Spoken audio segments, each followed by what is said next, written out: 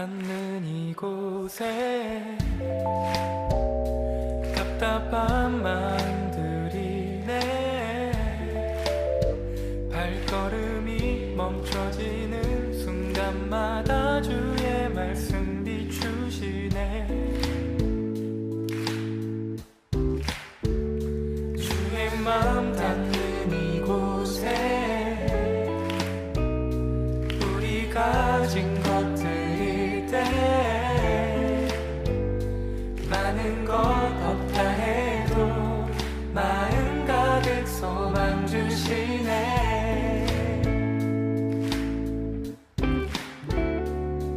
그 길 따라 비추시는 주의 마음 보내. 소망 따라 비추시는 그 사랑을 보내. 우리가 바라온 언덕 넘어 새 노래로 인도하시네.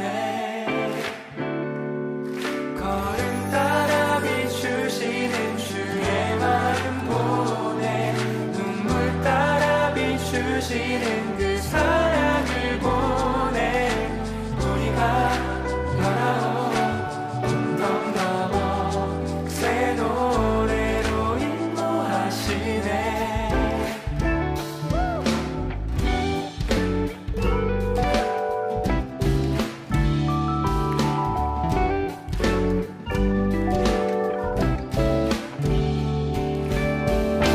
주의 손 닿는 이곳에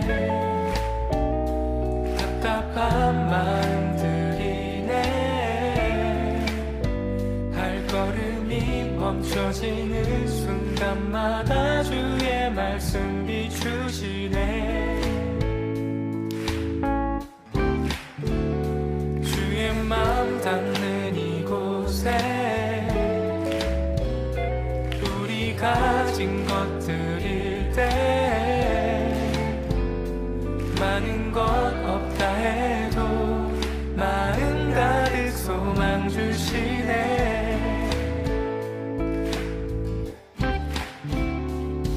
그 길 따라 비추시는 주의 마음 보내. 소망 따라 비추시는 그 사랑을 보내. 우리가 바라온 언덕 넘어 새 노래로 인도하시네.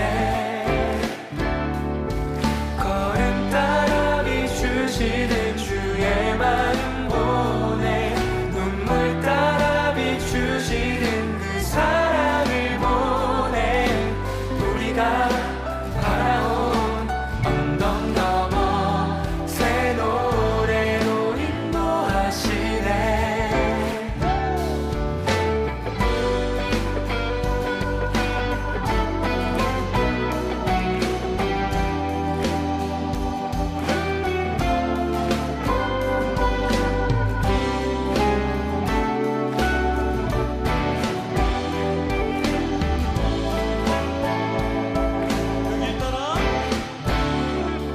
그 길 따라 비추시는 주의 마음 보내.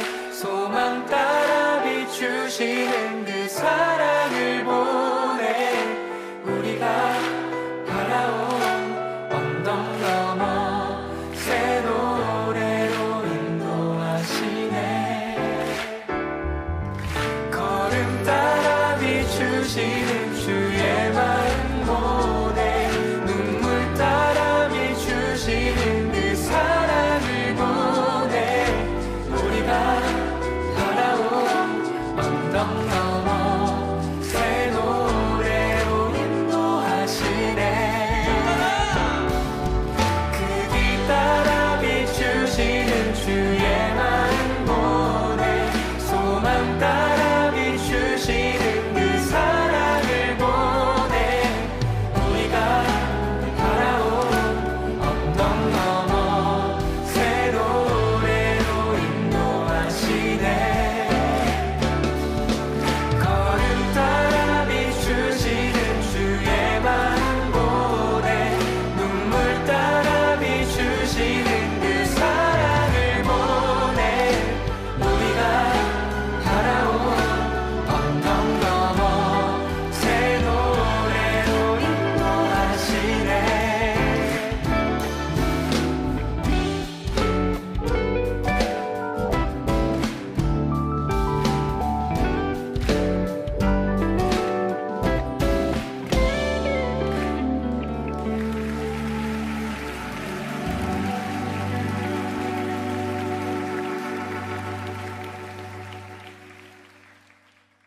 오늘 마가복음 16장 1절부터 6절까지 말씀 같이 보았습니다. 마가복음 16장 1절부터 6절까지 말씀.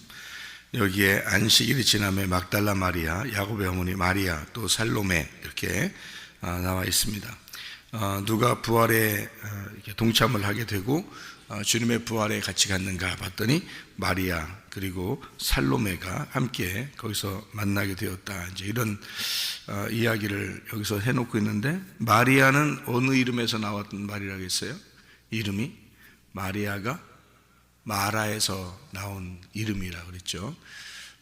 마라, 미리암, 마리아 이렇게 나온 이름이에요. 그러니까 마라에서 나온 미리암, 마리아라는 이름이 나오는 얘기거든요.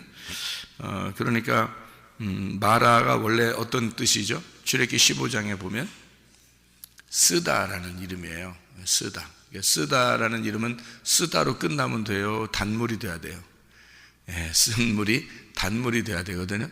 그래서 마리아로 인하여 마리아의 뱃속에서 예수님이 태어나고, 그 말은 어떤 의미겠어요?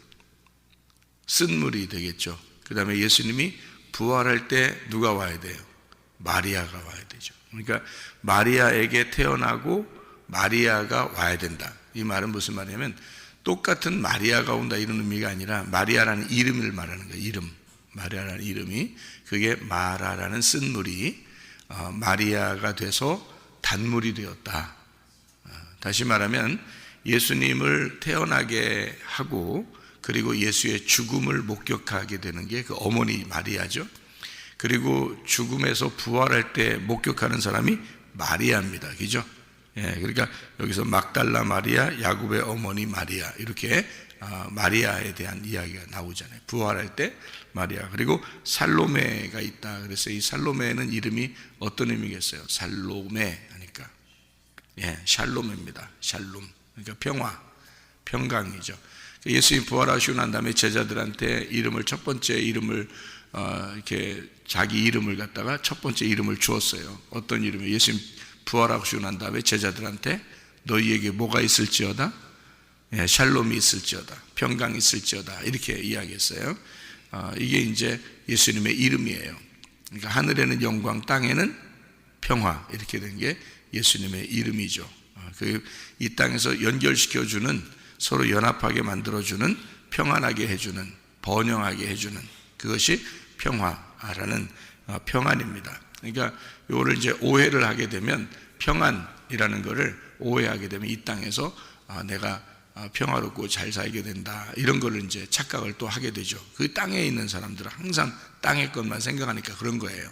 그런데 진짜 평안이라는 것은 하늘의 평안이 우리에게 와야 되는 거죠. 하늘에서 이 땅에 내려온 게 평안이에요. 그게 예수님이라는 이름이거든요. 그게 우리한테 들어와야 되는 거지. 어둠인 나에게 빛이 들어오는 게 평안이잖아요. 그죠? 그러니까 그 하늘에서 온 것이 나에게 와야 된다 이거지. 나는 땅이니까.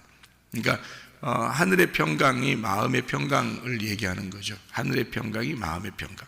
그러니까 우리가 머리를 굴리고 또는 내가 잘 되고 이런 어떤 의미가 아니라, 하늘에서의 어떤 마음, 내 마음의 평강이 하늘에서 내게 주어지는 거, 그게 예수님이 우리에게 오시는 거고 예수님의 이름이라 이렇게 표현할 수 있어요. 부활하신 예수님이 우리에게 오면 기도의 응답이라 그랬죠. 기도할 때도 마음의 평강이 와. 참 마음이 평안하다. 그러니까 하나님이 나를 인도하실 것 같아. 뭐 이런 마음의 평강이 이렇게 오잖아요. 그러면 그냥 가만히 있으면 돼요. 그러면 다 이루어져. 그러면, 왜냐하면 하나님이 하신다 이런 거죠. 하나님이. 그러니까 우리가 하려고 해서가 아니라 하나님이 하신다. 잘 생각해 봐요. 무덤 문이 이렇게 열려요. 누가 가서 열었나요? 돌이 크다 그랬죠. 돌이 크니까 이게 못한단 말이에요. 뭐 웬만한 거 여자들이 이렇게 옮길 만한 거를 거기다 갖다 놨겠어요? 그죠? 여자들이 못 옮길 정도의 어떤 큰 거니까 어떡하지? 저 돌 문이 있는데 우리가 어떻게 하지? 이렇게 걱정하면서 갔단 말이에요. 그러니까 돌문이 크단 얘기죠. 근데 그 문이 어떻게 가보니까 어떻게 됐어요? 열려져 있네요. 그러니까 이 사람들이 걱정하고 갔는데 무덤 문이 열려져 있는 거예요. 그래 얼마나 좋아요. 그래서 들어갔단 말이에요. 들어봤더니 부활한 거예요. 이미 그러니까 무덤 문이 이렇게 열려졌다는 게 이게 이 여자들이 여는 것도 아니잖아요. 우리 부활을 목격하러 우리가 갔는데 무덤 문이 열렸어요. 우리가 걱정하는 건 뭐냐면 가운데 예수님이 있는 데하고 나하고 그 중간에 돌문이 이렇게 가려져 있을 텐데 이게 어떡하지 했는데 이게 열어져 있단 말이에요. 내가 열은 거예요? 누가 열어줬어요? 누가 열어놨다는 거지. 그죠? 누가 열어놨다는 거지. 그러니까 예수님하고 우리 사이에 뭔가 가로막혀 있는 게 있어. 근데 이 가로막혀 있는 걸 이걸 열어놓으면 어떻게 된 거야? 그 부활이라 그러는 거예요. 그거를 여러분 마음속에서 부활한 것이 있어야 되는 거지. 그게 열어진 거예요. 돌문이 열어진 거. 그러면은 모세 시대에는 모세가 하나님을 대면하고 그리고 이제 이 땅에 내려와 사람들을 만나게 되니까 사람들이 막 얼굴에 너무 빛이 나서 어떻게 해요? 막 이렇게 했어요. 그랬더니 모세가 뭐를 갖다 뒤집어 썼어요? 수건을 갖다 뒤집어 썼어요. 그러면 수건이 누가 오면 이 수건이 열려진다 그래요.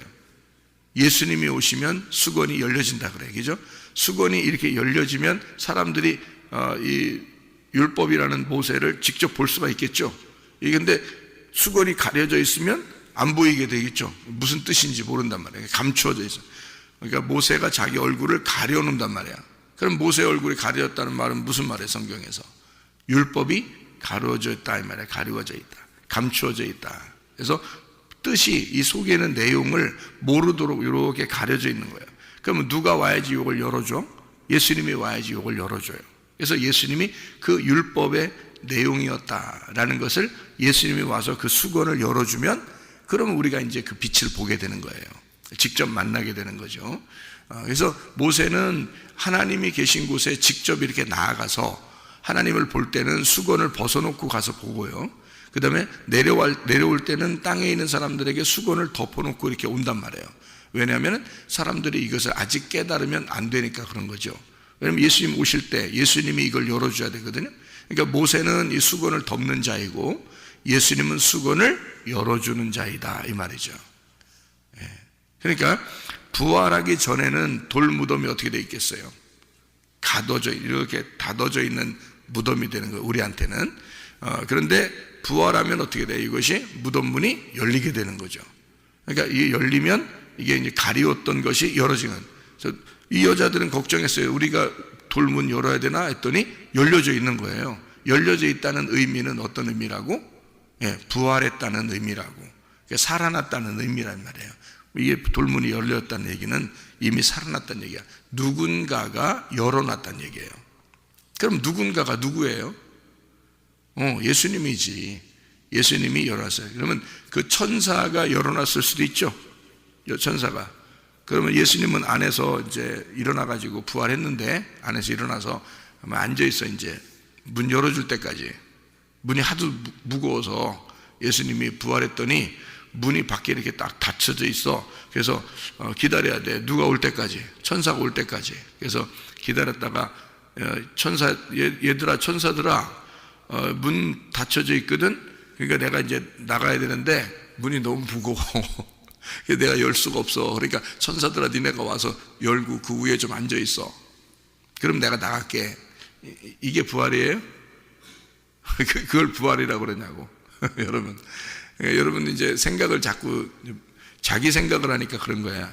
그러니까 이게 성경이 자기 생각으로 보니까 천사들이 거기에 이제 문 열어놓고 천사가 있으니까 천사가 열어놨겠구나 이렇게 생각한단 말이에요. 그래서 천사들이 무덤을 열어주었다 이렇게 생각한다고. 그죠? 그러면 여러분 잘 생각해봐요. 예수님이 부활해서 천사들이 문 열어줄 때까지 기다려야 돼? 네? 그러면 천사들이 와가지고 예수님 부활시켰어. 그럼 그렇게 따지면 이상하죠, 그죠? 이상한 거, 그러니까 이상하게 생각하지 말라고 그러니까 성경을 이상하게 생각하니까 그렇게 되는 거예요.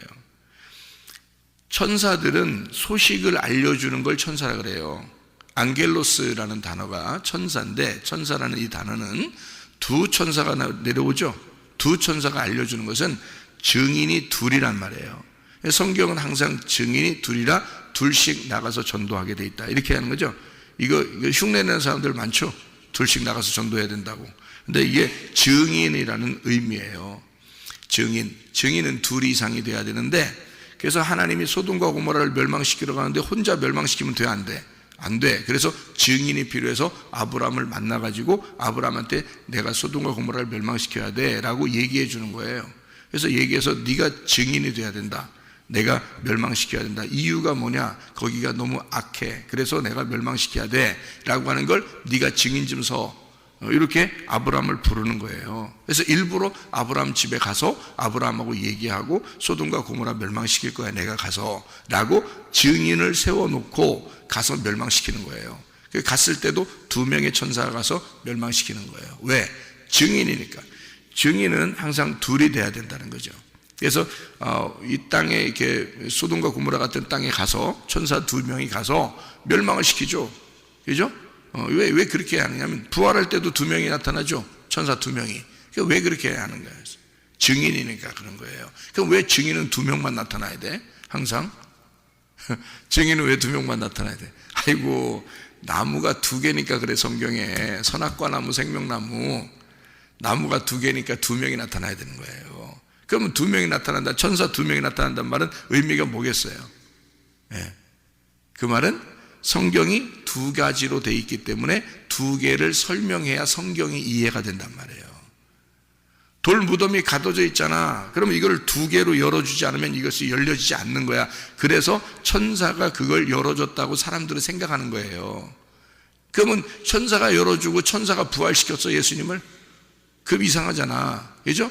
예수님 부활하고 나서 예수님이 무덤 문을 열고 나가야 되는데 이거 어떡하지, 무거워서 어떻게 열지? 이렇게 걱정하고 있었겠냐고, 예수님이. 그랬더니 천사가 내려와서 이걸 문을 열어줘. 그러니까 그때 나와, 예수님이.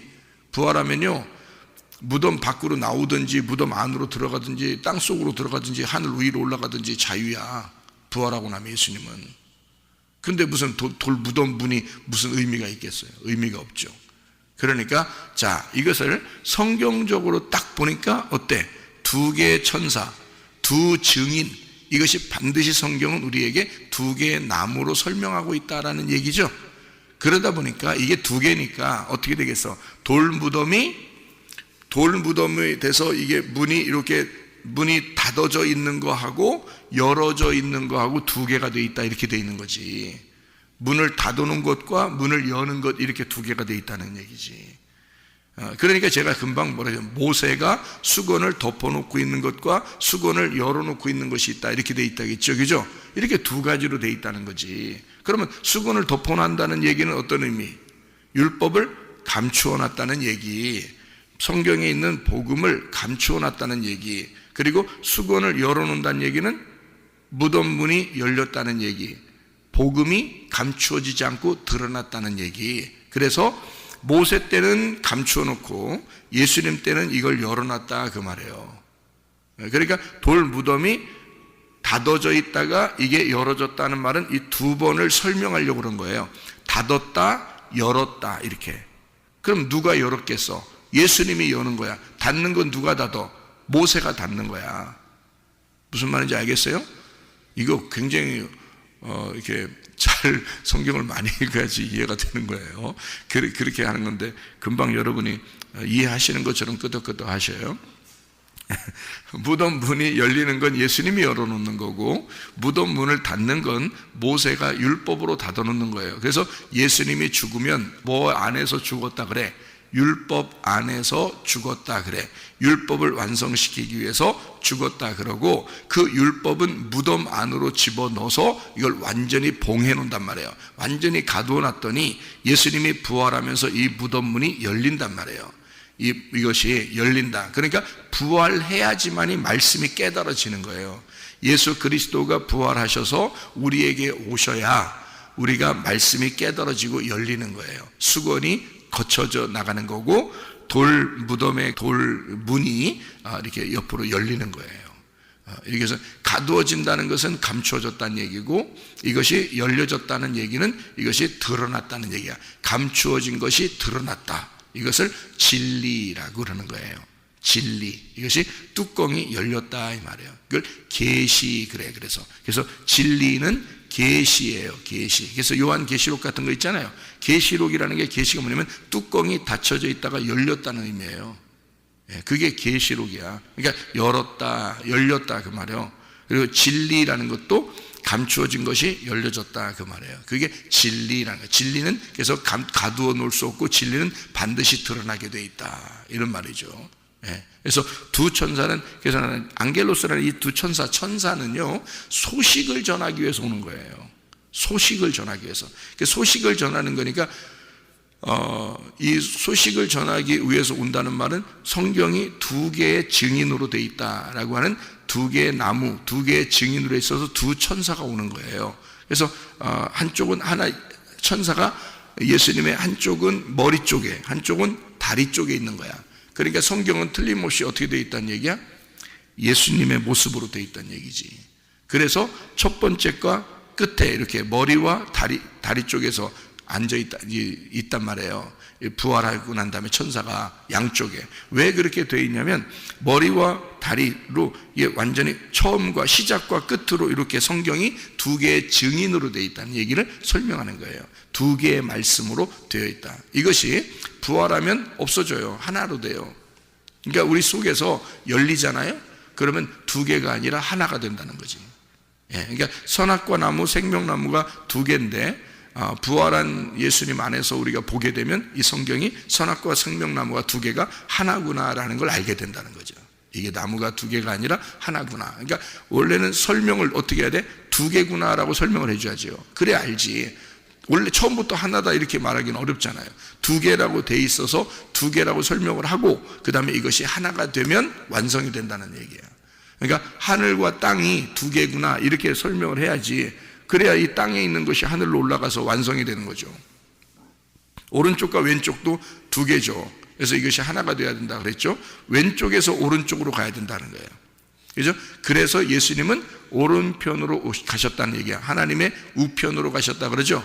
그러면 하나님의 어디에 있었다고? 하나님의 좌편에 있었다고.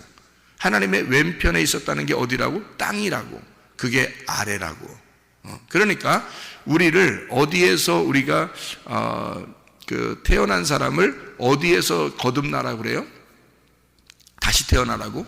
땅에서 태어난 자가 하늘에서 다시 태어나라고. 그러면 왼편에 있다가 너희가 오른편으로 가야 된다 이 말이잖아요. 그죠? 예수님도 어디에? 원래 하늘의 오른편에 계시다가 왼편으로 내려왔다고, 땅으로. 그랬다가 다시 하늘 오른편으로 가셨단 말이에요. 그게 이제 부활의 영광이라는 거죠. 그러니까 우리도 땅에서 태어난 자가 하늘에서 다시 태어난다. 이래서 요한복음 3장에 너희가 거듭나야 된다 이렇게 얘기했죠. 그러니까 물과 성령으로 거듭나지 않으면 하나님 나라에 갈 수가 없다 이렇게 얘기를 해요. 그래서 거기서 또 뭐라 그러면, 이어서 뭐라 하면 육으로 난 것은 육이요 영으로 난 것은 영이다 그렇게 말하는 거예요.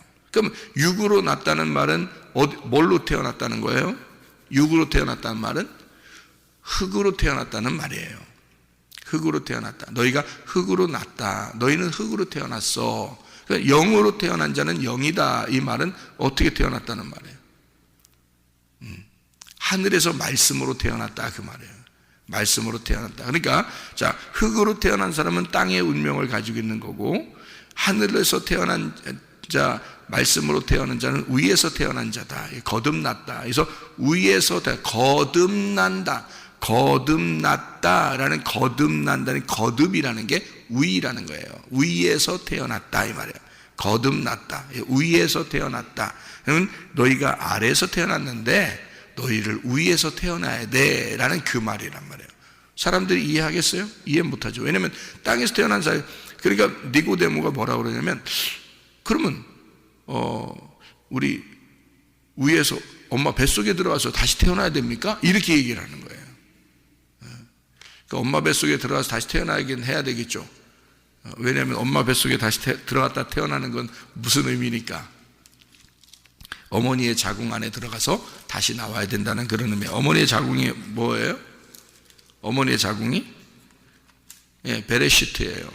어머니의 자궁 안에 들어가서 다시 태어나. 그러면 창세기 1장 1절로 돌아가 다시 태어나야 됩니까? 라는 의미란 말이에요. 그게. 그러면은 너희가 그렇게 거듭나게 되면 하나님 나라에 가. 거듭난다면 육으로 태어난 건 육이다. 땅에서 흙에서 태어났다는 말이고, 말씀으로 태어난 자는 위에서 태어났다 이 말이에요. 그걸 거듭났다라고 말해요. 물과 성령으로 거듭났다. 그러면 물과 성령으로 거듭났다는 말은 어떤 의미겠어요? 이 땅에 육신으로 내려와, 말씀이 육신으로 내려와서 이 땅에 어떻게 돼? 죽어서 다시 부활하는 걸 의미하는 거예요. 그게 거듭났다, 이런 것을 얘기하는 것이다. 이게 요한복음 3장에 나와 있는 예수님과 니고데모의 대화예요. 여기에요. 그래서 니고데모한테 예수님이 뭐라 그래? 너 선생이면서 왜 그걸 모르냐 그래요. 근데 그렇게 너무 엉뚱한 얘기를 하잖아요. 어머니 뱃속에 들어가 다시 태어나야 됩니까? 이러고. 근데 엉뚱한 얘기가 아니라 그 사람 나름대로는 굉장히 놀라운 그 철학을 얘기하는 거예요. 그 어머니 뱃속에 들어가서 다시 내 어머니 자궁에 들어가 다시 나와야 됩니까? 여러분이 어머니, 그러면 아무리 노인이 말이야, 그 선생이, 그 교사가, 성경의 그 율법 학자가, 그것도 대단한 그때 당시의 사람이 예수님한테 진짜 엄마 뱃속에 들어갔다 나와야 됩니까? 라고 이렇게 얘기하겠냐고요. 그런 의미겠냐고요. 그런 의미가 아니라고요. 어머니의 자궁, 어머니 뱃속에 들어갔다 나와야 된다는 말은 율법 안에 들어가서 내가 다시 나와야 된다 의미입니까? 라고 얘기하는 거죠. 근데 구원은 율법 안에 있는 게 아니다, 율법 밖에서 있는 거다는 얘기죠. 예수님의 얘기는. 그러니까 땅에서가 아니라 하늘에서의 얘기야. 내가 얘기하는 건 너희들이 가르치는 율법 안에서 얘기하는 게 아니야. 그걸 벗어난, 율법을 초월한 얘기야. 내가 얘기하는 건. 그 말이잖아요. 마태복음 4장하고 누가복음 4장에 예수님이 시험을 받습니다. 그랬더니 뭐라고 그러면, 사탄이 뭐라고 그러냐면 이렇게요. 돌 떡덩이를 만들어라, 그렇게 말하죠. 그랬더니 예수님이 사람이 떡으로만 먹는 게 아니야. 떡으로만 사는 게 아니야. 하나님의 입에서 나오는 말씀으로 살아야 되는 거야 라는 말은 어떤 의미겠어요? 떡으로만 사는 게 아니야 라는 말은 어떤 의미? 구약의 율법의 말씀, 다시 말하면 구약의 율법, 출애굽 당시에 광야에서 이스라엘 백성들이 광야에서 만나를 먹었던 그 만나로 사는 것이 아니야 라는 말이에요. 그거는 요한복음 6장에 예수님이 다시 설명을 했어요. 요한복음 6장에 그 만나를 먹고서도 조상들은 다 죽었다, 그 말이야. 그 율법으로 살았던 그 사람들은 땅의 것이기 때문에 껍질을 먹고 있었기 때문에 껍질로서 먹다가 죽었다, 그 말을 하고 싶었던 거예요. 그러니까 하나님, 주님은 뭐라 하냐면 생명의 떡이라는 하늘에서 내려온 자, 자기는 위에서 낳은 자란 말이야. 그래서 땅에서 떡으로만 사는 게 아니라 나는 하나님의 입에서 나온 말씀이기 때문에 나오는 그 말씀으로 사는 거야 라는 말이잖아요. 그러니까 땅에서 떡이 아니라, 만나가 아니라, 너희들이 조상들이 먹었던 그런 만나, 그게 아니라 그게 무엇이냐, 만나라는 이름이 뭐예요? 만나라는 이름이 무엇이에요? 무엇이냐가 만나예요. 저게 뭐지? 이게 만나라는 이름이거든요. What is that? 이렇게 영어로 그러면 What is that? 그 만나라는 이름이거든요. 그럼 여러분이 성경을 듣기 전에는 오늘 말씀은 무엇일까? 만나, 이거예요. 그게 오늘 말씀이 무엇일까? 만나. 그러니까 만난다, 참 만난다, 맛있다, 이런 말이 아니라 이게 저 오늘 말씀이 무엇일까? 오늘 말씀이 뭐지? 저게 뭐야? 만나? 이게 만나의 이름이에요. 여러분은 만나 하면서 오는 거예요. 만나 하면서 오는데 땅에서 먹고 죽는 사람이 있다고. 그게 아니고 하늘에서 오신 생명의 떡이라는 걸 설명을 들어야 되는 거야. 진짜 양식을 먹고 가야 되거든요. 예수님을 먹고 가야 되는 거야. 만나하고 왔잖아요. 우리가 만나하고 왔으니까 저게 뭔지 모르니까 만나 그런 거지, 그죠? 저게 뭐지? 하고서 먹는 거예요. 저게 뭐지? 하고 먹었는데 그거 먹고도 다 죽었단 말이야. 왜? 율법이니까, 감춰져 있고 수건으로 덮여 있으니까, 무덤에 돌문이 가둬져 있으니까, 열리지 않았으니까, 누가 올 때까지 예수가 와야 그 만나가 누군지를 안단 말이에요. 만나가 무엇이지? 저게 뭐지가 이름이 만나인데 저게 뭐지? 우리는 알지, 예수야, 이렇게 되는 거죠. 저게 뭐지 하고 구약 사람들은 그걸 먹었단 말이야. 근데 우리는 그게 예수야, 그게 복음이라고 그래, 그게 말씀이셔, 말씀이신 생명의 떡 예수야 라고 우리는 안단 말이에요. 왜냐하면 성경 말씀이 다 완성이 되어 있기 때문에 그런 거죠. 그 당시의 사람들은 저게 뭐지 하고서 먹고 죽는단 말이에요. 저게 뭐지 하고 먹는 사람은 죽는 거야. 이 말은 무슨 말이냐면 아직 가두어져 있고 수건이 갇혀져 있고 돌 무덤이 열리지 않으면 죽는 거란 말이야. 이게 열려져야 부활하는 거예요. 이게 수건이 열려져야 부활하는 거예요. 그래서 저게 뭐지 한다고 다 좋은 게 아니야. 그러니까 조상들이 그 만나 먹고도 죽었다 얘기하는 거야. 그 만나를 먹고 죽어는 건 그거는 일시적인 거죠. 영원히 사는 게 아니란 말이에요. 영원히 사는 건 생명의 떡을 먹어야 돼. 그래서 예수님이 그러는 거야. 사람이 떡으로만 사는 게 아니야. 다시 말하면 구약의 율법의 그 말씀 만나로 사는 게 아니야. 그 만나가 누군지를 알아야 사는 거야. 그게 말씀이라는 걸 알아야 사는 거야. 그게 먹고 사는 게 아니야. 이거를 떡을 먹고 사는 게 아니라 말씀을 먹고 살아야 되는 거야 라고 예수님이 자기를 생명의 떡으로 오신 말씀이다라고 소개하는 거예요. 자기를. 무슨 말인지 아시겠죠? 그러니까 가두어져 있단 말이에요. 이게 수건이 덮여져서 그래요. 율법 안에서 그러니까 이것이 벗어져야 된다. 율법에서 벗어나야 돼. 감추어진 것이 열려지고 진리가 나타나야 되고 계시가 열려져야 된다 그 말이죠. 그러니까 이렇게 그 말씀들을 깨닫게 하시는 거예요. 그러니까 니고데모한테도 야, 육으로 난 건 육이고 하늘에서 난 건 하늘에, 영에서 난 것은 영이야. 그러니까 너는 땅에서 난 걸 얘기하잖아. 지금 땅에서 다시 태어나는 거 뭐야? 율법으로 다시 태어나는 걸 얘기하잖아. 그런데 나는 영의 얘기를 하고 있는 거야. 그러니까 말씀의 얘기를 하는 거야. 그 말이죠. 예수 자신을 얘기하는 거야. 그 말이에요. 그러니까 니고데모는 항상 뭐의 선생이니까, 율법의 선생이니까 율법 안에서 자꾸 얘기를 하는 거예요. 어머니의 자궁이 뭐냐고? 광야예요. 거기에서 있는 만나라고. 그러니까 광야에 있는 율법을 얘기하는 거예요. 이게 어머니의 자궁이야. 그런데 거기에 있는 땅에서의 그 자궁을 얘기하지만 예수님은 하늘의 자궁을 얘기하는 것이다. 위에 하늘의 자궁에서 나온 예수님, 그 말씀이신 예수님을 자기가 소개하는 거죠. 그러니까 육으로 난 것은 육인 거고 영으로 나야 돼. 영으로 난 것은 영이야. 그래서 물과 성령으로 거듭나야 돼 라는 말을 해주는 거죠. 그래서 요한복음 3장 31절에 보면 이렇게 돼 있어요.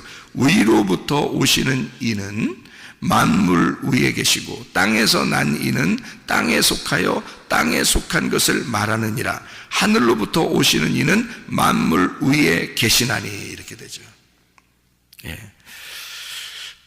그가 친히 보고 들은 것을 증언하되 그의 증언을 받는 자가 없도다. 이렇게 예수님이 자기를 소개하는 거죠. 그죠? 그러니까 위에서 났다 이 말이야. 사람들은 뭐에서 났으니까? 흙으로 태어났으니까.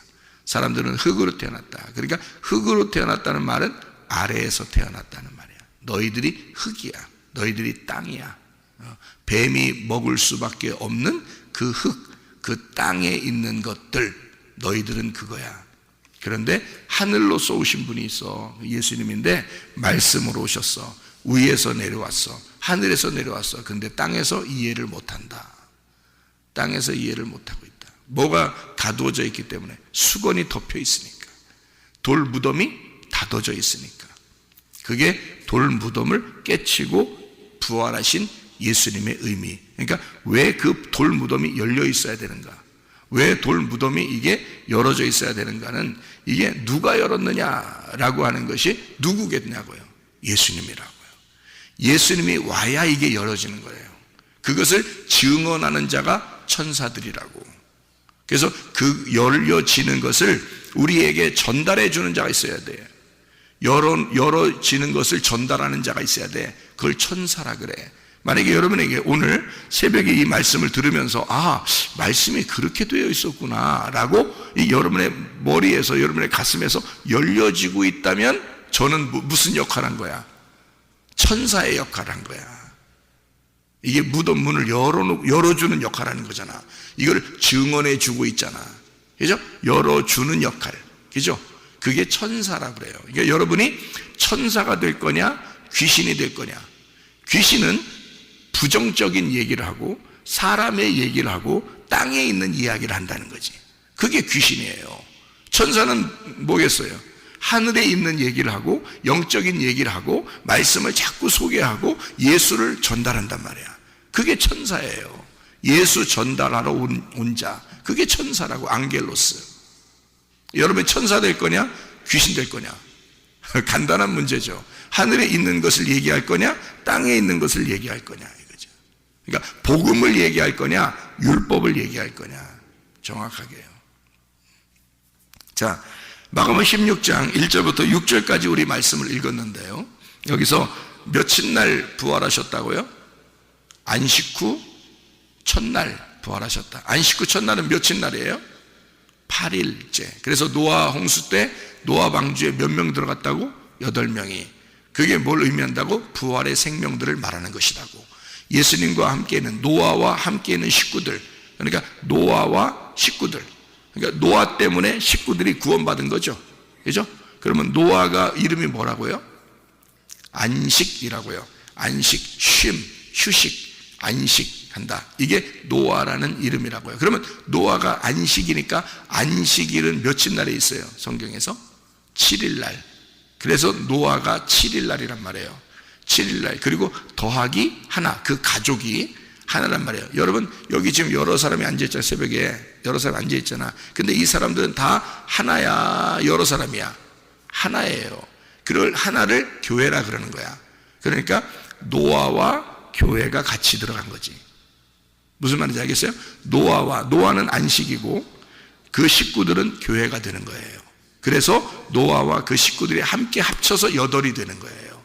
그러니까 예수님이 7일이라는 안식일을 통과하면 우리와 함께 8이 되는 거예요. 그 8은 예수님 없이는 이루어질 수가 없는 거죠. 그러니까 예수님과 함께 8일이 되는 게 우리들이라고요. 8이 되는 게. 그걸 완전한 부활이다, 이렇게 이야기를 하는 거거든요. 그래서 3일 길을 가고 그 다음이 8일이 되는 거예요. 3일 길은 누가 가겠어요? 예수님이 가는 거예요. 여러분 우리가 무슨 3일 길을 가는 거예요? 우리 힘으로 어떻게 가요? 애굽에서 가나안 땅까지 가는 그 3일 길이요, 예수님이 가시는 거예요. 그래서 예수님이 이 땅에 내려오셔서 예수님이 통과해서 가는 거예요. 그래서 3일 길에서 3일째 그 날에 그 다니엘서 9장에 보면 3일째 그 날에 그 중간에 예수님이 십자가 못 박혀 죽으시게 돼 있어요. 그 왕이 이 땅에서 죽으시게 돼 있다. 그리고 그 나머지 일들을 제자들이 이스라엘 백성들을 구원하기 위해서 전도하는 시간이 남아 있는 거죠. 그렇게 하고 그 이 유대인의 그 구원이 끝나면 바로 이어서 이방인의 구원이 이루어지는 거예요. 이방인들은 그 상태 어떤 상태였는데? 죽은 상태였잖아요. 그러니까 이스라엘 백성들이 볼 때는 이방인들은 죽은 상태라고요.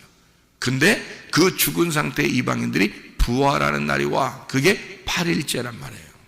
8일째. 7일째까지는 누가 일하는 거야? 예수님이 일하고 예수님이 구원을 시키는 거란 말이에요. 예수님과 예수님의 제자들이 구원을 시키는 게 유대인 구원이에요. 그게 7일까지 완성하는 거야.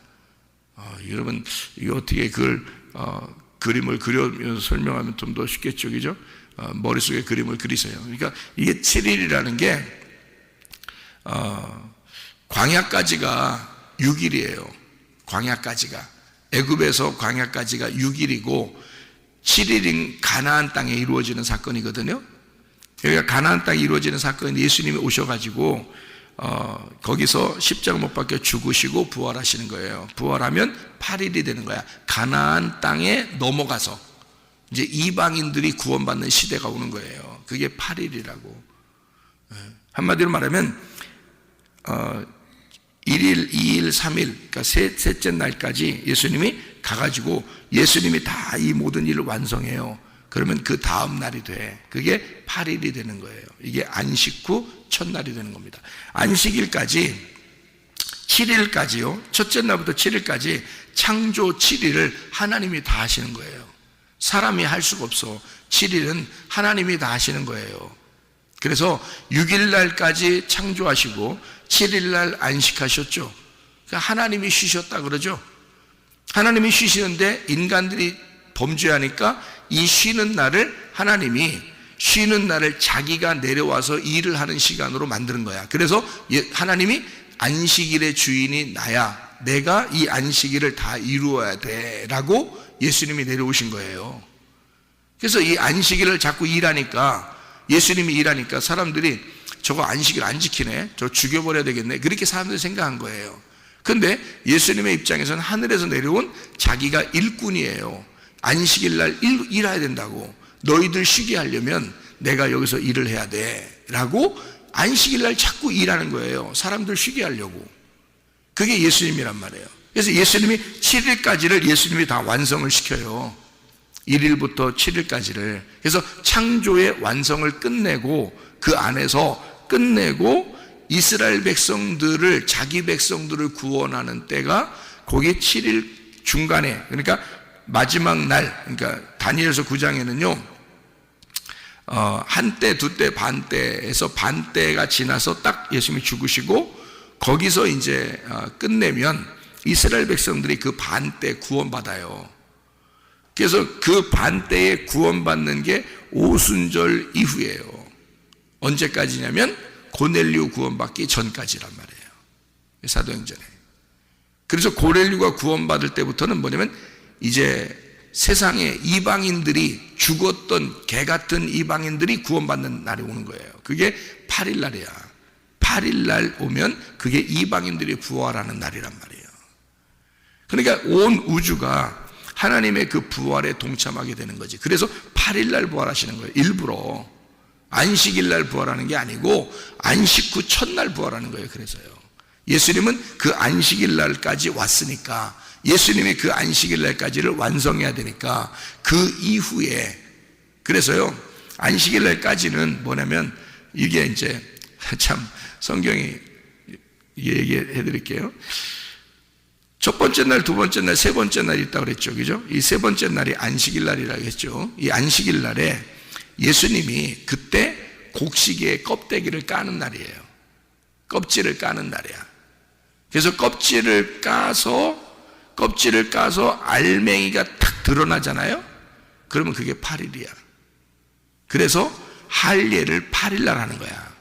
성경에 할례를. 그게 껍질 까는 날이에요. 껍질 까는 날. 그게 추수날이야. 알곡을 줍는 추수날이에요. 그게 8일 날, 할례가 그래서 8일 날 있는 거야, 여러분. 그러니까 부활의 날 8일이죠. 할례의 날 8일이죠. 뭐 하는 날이야? 껍질 까는 날이야. 그러니까 알맹이가 드러났다 이 말이야. 이미 알맹이가 드러났다. 그래서 부활했다 이 말이야.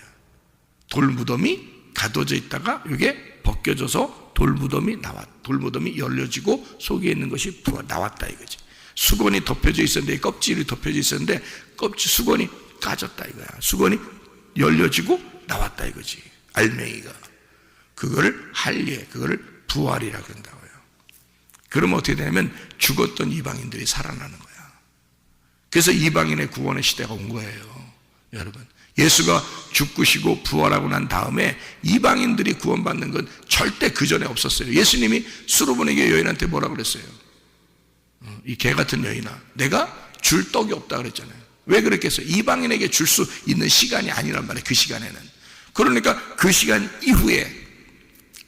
이후에 이방인의 구원의 시간이 올 때 그때 구원받는 거지, 예수님 시대 때는 그게 아니란 말이에요. 그때는 유대인의 시간이란 말이에요. 딱 정해진, 다니엘서 9장에 정해져 있는 70일에 딱 있는 그 시간에 예수님이 왔기 때문에 이방인들을 구원하러 다니지 않는 거예요. 이방인들을 구원하러 다니지 않는다고. 사마리아 사람도 이스라엘 사람이에요. 사마리아 여자도. 그래서 이스라엘 사람들만 구원하러 다니는 거예요. 삭개오도 이스라엘 사람이에요.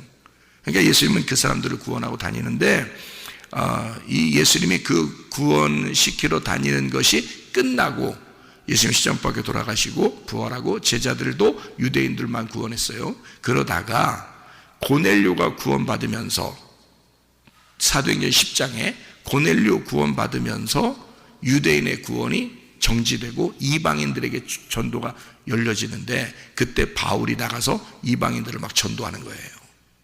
이게 성경의 역사가 시작돼서 지금 우리들 때까지 이방인들이 구원받고 있죠. 이것도 끝나는 날이 와요. 이것도 이게 지구 종말이라는 거야. 이방인의 구원이 끝나면 이제는 모든 추수가 끝나는 거예요. 그래서 이게 마지막 때라고 그러는 게 지금 이게 2000년이 지났어요. 이방인들이 구원받는 이 시대가 2000년이 지났어요. 그러니까 자기 백성들, 다시 이스라엘 백성들을 다시 구원하고 있는 중이란 말이에요. 지금. 그러면 이게 종말이라고. 이게 우리한테는. 그러니까 이방인의 때 열려져 있을 때, 무덤문이 열려져 있을 때 빨리 주님을 만나야 돼요. 이 마리아와 살로메처럼 주님을 만나서 쓴 물이 단물이 돼야 된다고. 빨리 수건이 벗겨져야 되고 무덤의 문이 열려져야 되는 거예요. 여러분의 가슴에서. 그리고 예수님을 빨리 만나야 된다고요. 그렇지 않으면 희망이 없어요. 우리 이방인들은. 여러분 오늘도 그 부활하신 주님과 동행하다가 주님 만나시기를 바랍니다. 기도하겠습니다.